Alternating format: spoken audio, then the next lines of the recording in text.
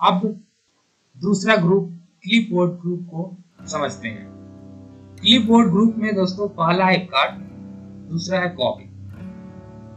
यदि हम किसी फॉन्ट को एक स्थान से हटा करके दूसरे स्थान पर ले जाना चाहते हैं तो कट का यूज करें। जैसे how many group in home tab, home tab में कितने ग्रुप होते हैं।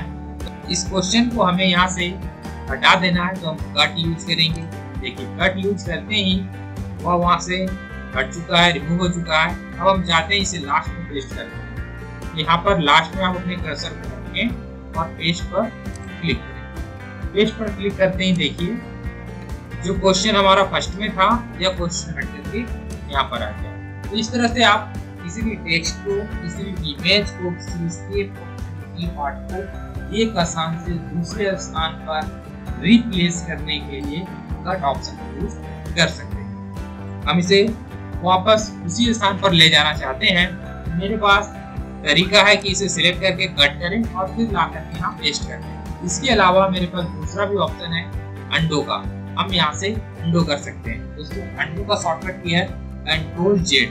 आप कंट्रोल जेड बटन प्रेस करके भी अंडो कर सकते हैं। देखिए कंट्रोल जेड प्रेस किया और यह वापस अपने स्थान पर आ गया। इसके बाद दोस्तों कॉपी ऑप्शन है।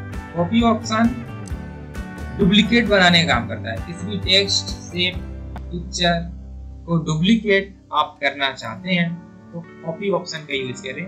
कॉपी पे क्लिक करें और आप जहां कहीं भी इसे रखना चाहते हैं उस स्थान पर रख करके पेस्ट कर दें। तो कट और कॉपी में अंतर ये है दोस्तों, कट के द्वारा हमने यूज किया था तो ये अपना स्थान छोड़ दिया था, रिप्लेस हो गया था, लेकिन कॉपी में वह पहले स्थान पर भी है और दूसरे स्थान पर भी आ गया।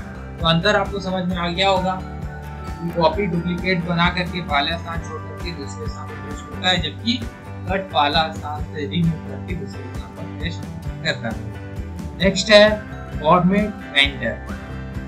दोस्तों फॉर्मेट पेंटर क्या है?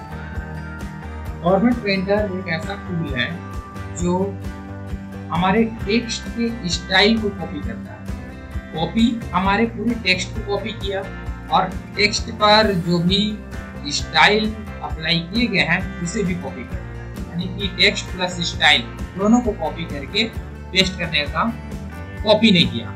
लेकिन फॉर्मेट पेंटर केवल उसकी डिजाइनिंग को, उसके फॉर्मेटिंग को कॉपी करने का काम करता है। जैसे कि यह जो हमारा है सब हेडिंग है और हम चाहते हैं कि यह भी सब हेडिंग बन जाए सेम इसी तरह से। तो यह समय बचाने के लिए हम लोग फॉर्मेट पेंटर का यूज करते हैं। हम चाहें तो इसके जैसा कर सकते हैं, इसे फिर से हमें फॉन्ट साइज देना होगा, कलर देना होगा, इफेक्ट देना होगा, तो हमारा टाइम ज्यादा लगेगा। लेकिन same size, same colour, same designing करने के लिए हम लोग फॉर्मेट पेंटर का यूज करेंगे। इसे आप कहीं से भी पार्ट को सिलेक्ट कर लें, फॉर्मेट पेंटर पे क्लिक करें और आप जिस भी टेक्स्ट पर फॉर्मेट पेंटर अप्लाई करना चाहते हैं उसे सिलेक्ट करते हैं। सिलेक्ट करते ही जैसे ही आप छोड़िएगा यह देखिए इसके जैसा हो गया, लेकिन इसका टेक्स्ट जो है पहले वाला ही था। तो फॉर्मेट पेंटर यह काम करता है। तो दोस्तों क्लिपबोर्ड ग्रुप को भी आप लोगों ने समझ लिया है। अब हम लोग पैराग्राफ टूल की ओर बढ़ते हैं। पैराग्राफ टूल में दोस्तों आप देख पा रहे हैं बहुत तरह के टूल्स अवेलेबल है। पहला जो टूल है इसको बुलेट्स कहते हैं। आप किसी भी डॉक्यूमेंट में बुलेट देना चाहते हैं, जैसे कीबोर्ड के अंतर्गत कट, कॉपी, पेस्ट को हम बुलेट में अरेंज करना चाहते हैं तो आप यहाँ पर क्लिक करें। यहाँ पर देख पा रहे कि बहुत तरह के बुलेट्स आपको यहाँ पर अवेलेबल है। आप उस बुलेट पे क्लिक करें वह बुलेट अप्लाई हो जाएगा। आप अलग अलग डेटा पर अलग अलग बुलेट भी अप्लाई कर सकते हैं यहाँ से। इसके जस्ट बगल में नंबरिंग है। अगर आप बुलेट ना यूज करके नंबर यूज करना चाहते हैं तो यहाँ से आप नंबर यूज कर सकते हैं। यहाँ पर 1 2 फुल स्टॉप के साथ, ब्रैकेट के साथ, रोमन शब्द में, अल्फाबेटिकल, हर तरह का बुलेट आपको अवेलेबल है। जैसा भी आप लगाना चाहते हैं इस पर तो आपका बुलेट अप्लाई हो जाएगा। इसके जस्ट बगल में मल्टी लेवल बुलेट्स। दोस्तों मल्टी लेवल बुलेट्स कैसे काम करते हैं? मल्टी लेवल बुलेट्स को समझने के लिए हम इसे कंट्रोल Z करते हैं। यह पहले जैसा हो गया। अब हम यहाँ से इस तरह से सिलेक्ट कर लेंगे और मल्टी लेवल बुलेट्स पर जाएंगे और आप जो भी फॉर्मेट रखना चाहते हैं अपने बुलेट्स का उस पर क्लिक करते हैं। उस पर क्लिक करते ही देखिए सभी पर नंबर लगा दिया। अब यह जो है क्लिपबोर्ड, इसके अंतर्गत कट ऑप्शन को हम रखना चाहिए। तो इसके लिए आप टैब बटन यूज करें। देखिए ये हो गया। क्लिपबोर्ड का ही दूसरा ऑप्शन है कॉपी, इसे भी हम इस टैब बटन पे क्लिक करके किए और पेस्ट को भी किए। तो आप देख रहे हैं कि क्लिपबोर्ड 1 को दिखाया और ABC के अंतर्गत इसको रख दिया। इसी तरह से फॉरवर्ड पेंटर भी इसी का टूल है, इसे भी हम लोग टैब बटन दिए ABCD हो गया। लेकिन अब जो टू कट पे था वो टू फॉन्ट ग्रुप पे आ गया। तो फॉन्ट ग्रुप मेरा दूसरा रीडिंग है, तो अब हम फिर से B पे क्लिक करेंगे और टैब बटन देंगे। तो इस तरह से देखिए ABCD जो है नीचे की ओर अप्लाई हो रहा, जबकि 1 2 इस पर अप्लाई हो रहा। उसी तरह से नंबर का ये सभी टूल्स हैं, इसको यूज किए। तो मल्टी लेवल टूल का इस तरह से यूज किया जाता है। तो मल्टी लेवल बुलेट्स को भी आप समझ गए। इसके अलावा दोस्तों आप मेरे बुलेट्स में देख पा रहे कि अलग अलग तरह के बुलेट्स यहाँ पर लगाए हुए हैं, क्योंकि सभी पे चेंज हो रहे हैं एक साथ। आप भी चाहते हैं कि इस तरह का बुलेट्स लाएं, इस तरह का फ्लावर, ये आपके सिस्टम में इस तरह से नहीं दिख रहा होगा, तो उसके लिए आपको डिफाइन न्यू बुलेट्स पे जाना है और यहाँ पर आप सिंबल का बुलेट्स लगाना चाहते हैं तो सिंबल को देखना, फ्लावर दिखाई देती है आपको, तो कोई भी सिंबल लगा सकते हैं। पिक्चर लगाना चाहते हैं तो पिक्चर पे जाइए और यहाँ पे आपको पिक्चर से संबंधित जो बुलेट होंगे सिस्टम ऑटोमेटिक इसको अप्लाई कर देगा, वह दिखने लगेगा। आप इससे भी लगाना चाहते हैं इसको क्लिक करें और ओके करके लगा सकते हैं। इसके अलावा फॉन्ट है, फॉन्ट के भी आप लगा सकते हैं। यहाँ से फॉन्ट के स्टाइल सेट कर लें तो वह फॉन्ट आपकी बुलेट के स्थान पर यूज हो जाएगा। अब दोस्तों यहाँ पर देखिए इंडेंट, डिक्रीज इंडेंट और इंक्रीज इंडेंट, लेफ्ट से राइट और राइट से लेफ्ट की ओर जाने के लिए हम लोग डिक्रीज इंडेंट और इंक्रीज इंडेंट का यूज करते हैं। जैसे कि हम चाहते हैं कि मेरा जो पूरा टेक्स्ट है यह लेफ्ट से राइट की ओर चला जाए, हम लोग इसके लिए इंडेंट का यूज करेंगे। इंडेंट देखिए सभी टेक्स्ट एक साथ लेफ्ट की ओर से राइट की ओर जा रहा। इस तरह से आप राइट से लेफ्ट की ओर लाना चाहते हैं तो भी इसके लिए इंडेंट का यूज कर सकते हैं। इसके बाद दोस्तों है सॉर्ट। सॉर्ट क्या काम करता है, यह हमारे टेक्स्ट को अल्फाबेटिकल तरीके से अरेंज करता है। जैसे कि यहाँ पर आप देख पा रहे हैं कट है, कॉपी है, पेस्ट है, फॉर्मेट। हम चाहते हैं इसे डिक्शनरी के मोड में अरेंज कर दें, तो इसके लिए हम लोग सॉर्ट का यूज करेंगे। सॉर्ट पे आप क्लिक करें, क्लिक करते ही यह पैराग्राफ आपको ऑलरेडी दिया हुआ है, यहाँ पे टेक्स्ट सिलेक्टेड है। यहाँ पर देखिए असेंडिंग और यहाँ पर डिसेंडिंग दर्शा रहा है। आप यदि डिसेंडिंग में करना चाहते हैं तो Z से A की ओर करेगा और असेंडिंग में करना चाहते हैं तो A से Z की ओर करेगा। तो हम असेंडिंग करना चाहते हैं, असेंडिंग पे क्लिक करें और ओके करें। आप देख पा रहे हैं कि डिक्शनरी के मोड में अरेंज हो गया। पहले CO हो गया, फिर Q कट हो गया, फिर C के बाद F आता है, F और उसके बाद पेस्ट आता है Q। तो इस तरह से अरेंज करने के लिए हम लोग सॉर्ट का यूज करते हैं। इसके बाद है दोस्तों मार्क। यह केवल मार्क करने का यूज करता है। हम जैसे ही इसे क्लिक किए आप देख पा रहे हैं कि यह सभी जगह मार्क लगा है। तो इस मार्क का यूज स्पेशल कार्यों के लिए किया जाता है और यह मार्क जो है प्रिंटिंग में नहीं आता, सिर्फ केवल दर्शाने के लिए होता है। जैसे कि यदि आप कोई इंटरव्यू फेस करने गए हैं और प्रैक्टिकली आपको पूछ दिया जाए कि इसमें कितने इंटर बटन यूज किए गए हैं, तो आप ऐसे नहीं बता पाइएगा। तो उसके लिए आप मार्क का यूज करें। मार्क का यूज करके आप देख पा रहे हैं कि कितना स्पेस कहाँ पर यूज किया गया है, कहाँ पर टैब यूज किया गया है और कहाँ पर इंटर बटन यूज किया गया है। तो ये जो P से दिखा रहा है उल्टा, यह है आपका इंटर बटन। ये जो लाइन दिखाई दे रहा है आपको एरो का, ये इसे टैब बटन कहते हैं। यहाँ पर टैब लगा हुआ है, टैब लगा हुआ है। और जहाँ जहाँ डॉट दिखाई दे रहा, यह डॉट है स्पेस बटन। तो इस तरह से मार्क करके आप इसका देख सकते हैं। इसके बारे में आगे हम लोग थोड़ा और चर्चा करेंगे। इस डॉक्यूमेंट पे इसका यूज इतना ही। अब आता है अलाइनमेंट। अलाइनमेंट 4 प्रकार के आपको यहाँ पर दिए जाते हैं। पहला है लेफ्ट अलाइनमेंट, दूसरा सेंटर अलाइनमेंट और तीसरा राइट अलाइनमेंट, चौथा जस्टिफाई अलाइनमेंट। दोस्तों यदि आप टेक्स्ट को लेफ्ट साइड में रखना चाहते हैं तो लेफ्ट अलाइनमेंट देखिए पहले से एक्टिव है या लेफ्ट साइड में। यदि आप इसे सेंटर में रखना चाहते हैं तो सेंटर पे क्लिक करें, ये बीच में आ जाएगा। आप राइट साइड में रखना चाहते हैं राइट पे क्लिक करें या राइट साइड में। किसी भी टेक्स्ट को लेफ्ट राइट या सेंटर पर रखने के लिए तो इसका यूज करते हैं। इमेज वर्ड हमारा हेडिंग है, इसे हम बीच में रखना चाहते हैं तो हम सेंटर कर दिए। इसे अंडरलाइन देना चाहते हैं तो हम यहाँ अंडरलाइन पे आए और यहाँ डबल अंडरलाइन कर दिए। तो इस तरह से ये मेरा हेडिंग हो गया। दोस्तों इसमें हम अंडरलाइन सिंगल देना चाहते हैं तो यहाँ पर आएंगे, सिंगल अंडरलाइन पे क्लिक करेंगे। अब यही फॉर्मेट हम चाहते हैं इस पर अवेलेबल हो तो क्या करेंगे, इसे सिलेक्ट करके फॉर्मेट पे एंटर करेंगे और इस पर अप्लाई कर देंगे। तो दोस्तों आप लोग यहाँ तक टूल को समझ गए। अब लास्ट है जस्टिफाई। जस्टिफाई अलाइनमेंट क्या काम करता है दोस्तों, ये जो हमारा रूलर के हिसाब से जो टेक्स्ट होता है इसको अरेंज करने का काम करता है। आप देख पा रहे हैं कि टेक्स्ट जो हमारा है रूलर से दूर है सभी टेक्स्ट। इसके अलावा आप अगर एक से ज्यादा हमारा और भी डेटा रहता है, जैसे कि हम इसको कॉपी करते हैं और इसके जस्ट पीछे हम इसको पेस्ट करते हैं। अब आप देख पा रहे हैं कि यह टी जो है थोड़ा अंदर है, ये जी उससे बाहर है और ये एडिट और बाहर हो गया, फिर यहाँ पे टी अंदर चला गया। तो ये साइड वाले दूरी को बराबर करने के लिए हम लोग जस्टिफाई का यूज करते हैं। अब अगर हम रूलर पे यहाँ पे क्लिक करते हैं तो ये देखिए रूलर से सभी टेक्स्ट काफी दूरी पर है, तो इसको रूलर के इक्वल करने के लिए हम लोग जस्टिफाई यूज करते हैं। तो इसके लिए आपको सिलेक्ट कर लेना है और जस्टिफाई पे क्लिक करना। अब देखिए जस्टिफाई पे जैसे ही क्लिक किए सभी रूलर के इक्वल पे आ गया और सभी टेक्स्ट हमारा बराबर हो गया। तो इसके लिए भी हम लोग जस्टिफाई का यूज करते हैं। अब आता है दोस्तों लाइन एंड पैराग्राफ स्पेस।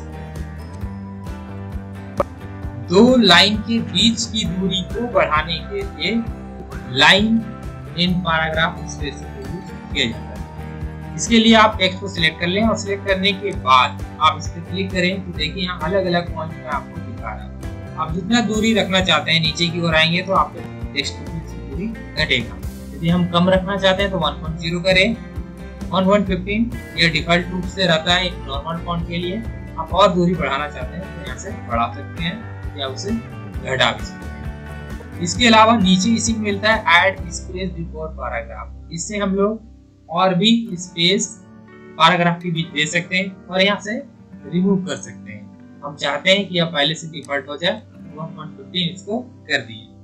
इसके बाद है दोस्तों थीम कलर। यह आपके टेक्स्ट के पूरे एरिया में कलर फिल करने का काम करता है। आप देख पा रहे हैं यहाँ पर जितने भी हमारे टेक्स्ट हैं पूरे टेक्स्ट एरिया में कलर फिल। इस तरह से अगर आप पूरे कलर को फिल करना चाहते हैं तो उसके लिए भी इसका यूज कर सकते हैं। लास्ट है बॉर्डर। यहाँ पर दोस्तों बॉर्डर लगाने का काम होता है। इससे पहला देखिए बॉटम बॉर्डर। नीचे बॉटम बॉर्डर पे क्लिक करते ही नीचे टेक्स्ट के नीचे बॉर्डर लग गया। इसी तरह से आप ऊपर लगाना चाहते हैं तो टॉप बॉर्डर क्लिक कीजिए, देखिए ऊपर बॉर्डर लग गया। तो टेक्स्ट के ऊपर नीचे दायां बायां इस तरह के बॉर्डर को लगाने के लिए हम लोग बॉर्डर का यूज करते हैं। इसमें आप देख पा रहे बहुत सारे तरह का बॉर्डर दिया हुआ है। नया टेबल बॉर्डर का क्रिएट कर सकते हैं। तो इस तरह से बॉर्डर का यूज किया जाता है। यदि आप जो बॉर्डर लगाए हैं उसे हटाना चाहते हैं तो नो बॉर्डर पे क्लिक कर दें तो सारा बॉर्डर हट जाएगा। तो दोस्तों पैराग्राफ टूल तक आप लोग समझ चुके हैं। अब हम लोग आते हैं स्टाइल ग्रुप। स्टाइल ग्रुप में दोस्तों पहले से रेडीमेड बना हुआ बहुत सारे स्टाइल अवेलेबल होते हैं। यदि आप जल्दी में कोई डेटा बनाना चाहते हैं तो उसके लिए आप स्टाइल ग्रुप ले सकते हैं। जैसे पहला है नॉर्मल, दूसरा नो स्पेसिंग, इसमें स्पेस हट जाएगा। ये हेडिंग लेवल पे काम करता है आपका। हेडिंग 2 है, ये टाइटल है।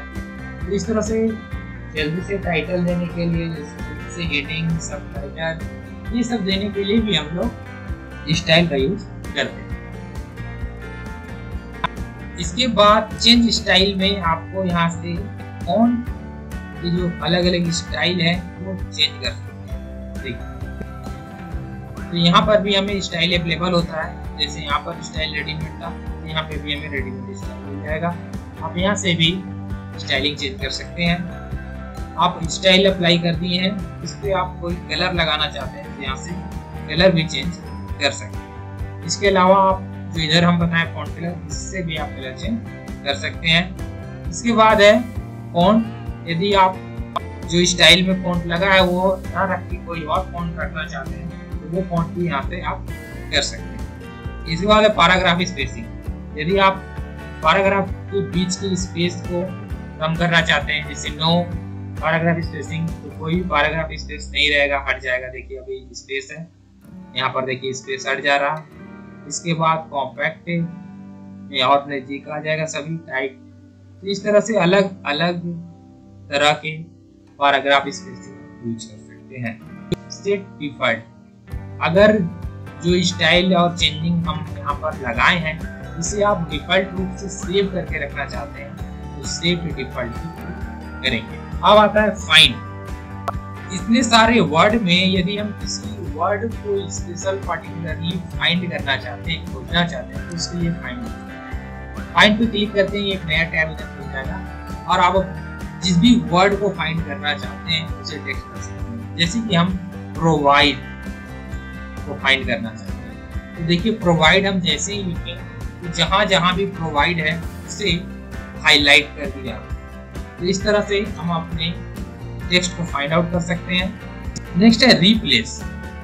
तो किसी भी फॉन्ट को यदि हम चेंजिंग करना चाहते हैं, बदलना चाहते हैं, तो उसके लिए रिप्लेस का यूज किया जाता है। जिसे प्रोवाइड को हम अट्रैक्ट में कन्वर्ट करना चाहते हैं तो हम ऊपर प्रोवाइड लिखेंगे और नीचे अट्रैक्ट लिखेंगे। तो पहले से देखिए एस लगा हुआ है, हम इतने इसको चेंज करते हैं। इसमें आपको ऑप्शन दे रहा है रिप्लेस, जो कि 1 बाय 1 रिप्लेस करेगा। रिप्लेस और एक बार में सभी को रिप्लेस कर देगा। तो हम पहले रिप्लेस का यूज करके देखते हैं। देखिए रिप्लेस का यूज जैसे ही किए, देखिए यहाँ पर प्रोवाइड्स को हमने फाइंड किया, फाइंड नेक्स्ट है। अब हम चाहते हैं इसे रिप्लेस करना तो रिप्लेस को देखिए अट्रैक्ट में कन्वर्ट हो गया। दूसरा यहाँ पर फाइंड नेक्स्ट करती है। तो इस तरह से फाइंड नेक्स्ट 1 बाय 1 फाइंड करेगा और उसे हम 1 बाय 1 रिप्लेस से रिप्लेस करते हैं। और अगर एक बार में आप चाहते हैं सभी प्रोवाइड को रिप्लेस कर देना तो रिप्लेस ऑल पे क्लिक कीजिए। रिप्लेस ऑल पे क्लिक करते ही जहां जहां भी आपका प्रोवाइड लिखा हुआ रहेगा सभी अट्रैक्ट में बदल जाएगा। तो इस तरह से किसी भी वर्ड को रिप्लेस करने के लिए हम लोग रिप्लेस का यूज करते हैं। इसी में दोस्तों गो टू है।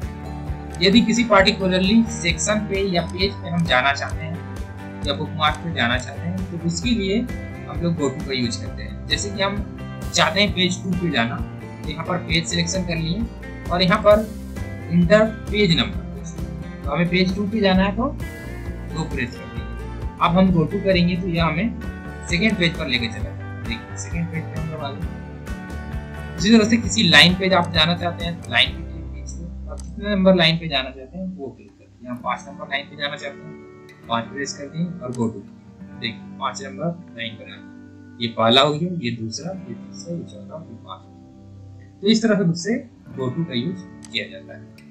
लास्ट है दोस्तों सिलेक्शन, सिलेक्ट। यहाँ पर पहला है सिलेक्ट ऑल। दोस्तों हम शॉर्टकट बताए थे कंट्रोल ए सिलेक्शन पर, देखिए कंट्रोल ए दिखा रहा। हम यहाँ से भी सिलेक्ट ऑल कर सकते हैं, ये पेज और सिलेक्शन हो जाएगा। इसके अलावा सिलेक्ट ऑब्जेक्ट। यदि हमारे पेज पर ऑब्जेक्ट का यूज किया गया तो केवल ऑब्जेक्ट को सिलेक्ट करने के लिए हम लोग सिलेक्ट ऑब्जेक्ट को यूज करते हैं। तो हमारे पेज पर कोई भी ऑब्जेक्ट नहीं है इसलिए यह सिलेक्ट नहीं होगा। ऑब्जेक्ट के बारे में हम लोग और आगे समझेंगे इंसर्ट ऑप्शन में। तो ऑब्जेक्ट क्या होता है इसका सिलेक्शन यहाँ से आप समझ लेंगे। Select all text with similar formatting. Similar formatting के टेक्स्ट को यह सिलेक्ट करने का काम करता है। और इसके अलावा सिलेक्शन टाइम, यहाँ पर हम जो भी पिक्चर शेप या ऑब्जेक्ट को सिलेक्ट करेंगे तो उसे यह दिखाने का काम करता है। जैसे कि इस पर शेप कोई भी नहीं है तो हम एक शेप ड्रॉ कर लेते हैं। अब यहाँ पर इस शेप का नाम भी दिखा रहा और इस शेप का सिलेक्शन भी दिखा। अगर दूसरा शेप हम लेते हैं उसी तरह से तो देखिए दूसरा शेप भी यहाँ आ गया और इन शेप का नाम भी लिख रहा इक्वल टू वैल्यू। यदि आप कोई शेप रखना चाहते हैं लेकिन हाइड रखना चाहते हैं, दिखाई नहीं देना चाहते, यहाँ पर देखिए आपको आई दिखाई दे रहा, उस आई पे आप क्लिक करें तो यह हाइड हो जाता है, लेकिन इसी तरह से होता है। वापस इसे लाना चाहते हैं तो इसको क्लिक करें। तो इस तरह से शेप पिक्चर वगैरह को देखने के लिए इसका यूज करते हैं। यदि आप सिलेक्शन पैन को हटाना चाहते हैं तो यहाँ पर सिलेक्शन पैन को क्लिक करते हैं, सिलेक्शन पैन हट जाएगा। अब हम इसे भी हटा देते हैं। तो दोस्तों यह था होम टैब की पूरी जानकारी। आप लोगों को काफी अच्छे से समझ में आ गई होगी सभी टूल की सभी जानकारी। दोस्तों यह वीडियो काफी लंबा गया है क्योंकि इसमें सभी चीजों को हमने कवर किया है होम टैब के। नेक्स्ट इंसर्ट टैब के बारे में हम लोग समझेंगे। तो यहाँ पर हमने जो कॉपी पेस्ट किया था इसे अभी हटा देते हैं। अब इस डेटा को हम सेव करना चाहते हैं तो दोस्तों फाइल में जाना है। इस फाइल टैब के अंतर्गत आने वाली सभी टूल्स के बारे में भी हम लोग समझेंगे। अभी आप सेव करने से फर्स्ट टाइम जब आप सेव कर रहे हैं तो स्टेप पे क्लिक करें तो यह सेव का ऑप्शन आपको अवेलेबल कराएगा। देखिए यहाँ पर आप फाइल लोकेशन देख सकते हैं कि कहाँ पर यह सेव हो रहा है। लास्ट लोकेशन इसका डॉक्यूमेंट है तो यह जो हम सेव कर रहे हैं यह डॉक्यूमेंट में सेव होगा। तो MS वर्ड एजुकेशन से हम सेव कर रहे हैं। यहाँ पर दोस्तों जो भी टाइटल में आप लिखे रहते हैं वो ऑटोमेटिक रूप से फाइल नेम में ले लेता है। जैसे कि हम यहाँ MS वर्ड लिखे हैं तो देखिए MS वर्ड ले लिया। यदि आप चेंज करके कुछ और करना चाहते हैं तो आप चेंज भी कर सकते हैं, या आप उतना ही पर सेव करना चाहते हैं तो उतना पर भी आप सेव कर सकते हैं। जैसे हम MS वर्ड से ही इसे सेव करना चाहते हैं तो MS वर्ड रहने देंगे और सेव पे क्लिक करते ही आपका फाइल सेव हो जाएगा। तो दोस्तों आज का हमारा यह क्लास होम टैब की पूरी जानकारी यहीं पर समाप्त होती है। आपको किसी भी तरह की कोई प्रॉब्लम होगी आप हमें कमेंट करें, हम आपको क्लियर करेंगे। और नेक्स्ट जो हमारा वीडियो बनेगा वह किसी टूल से रिलेटेड एक दूसरा यूज सिखाएंगे। जैसे आप देखें कि हम एक MS वर्ड का बुक बनाना चाहते हैं तो उसके लिए हम इस तरह से यूज किए। तो यह भी एक तरह का रियल डेटा हुआ। दूसरा तरह का डेटा हम लोग होम टैब से ही संबंधित टूल से नेक्स्ट वीडियो में सीखेंगे। और फिर जैसे जैसे हम अलग अलग टैब की जानकारी देंगे उन टैब से रिलेटेड डेटा भी आप लोगों को सिखाएंगे। तो आज के लिए इतना ही, मिलते हैं नेक्स्ट वीडियो में। जय हिंद, जय भारत।